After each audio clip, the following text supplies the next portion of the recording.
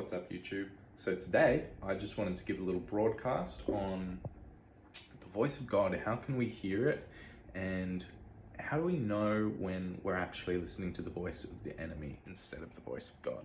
So when we struggle with sin, when we struggle in our walk in faith, when we slip up, when we go through challenges and trials, or we feel like we're backsliding or falling into things, or that we thought we'd outgrown, or maybe just lonely, sin can kind of flare up in those times. And as we know from the story in Genesis with Adam, when Adam sins, he hides from God, right?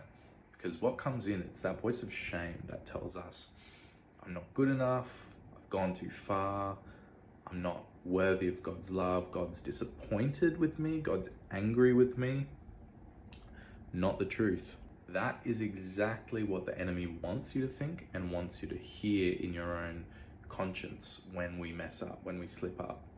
The truth is something much different.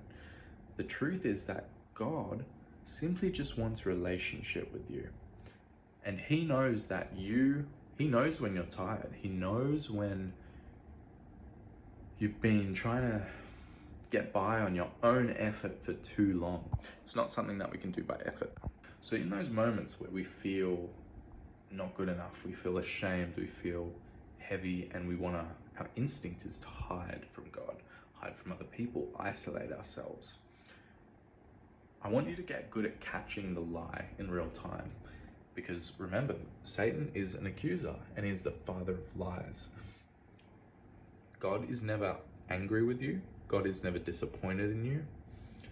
In fact, God is always pursuing you and loving you. And when you turn to him, he does not condemn you.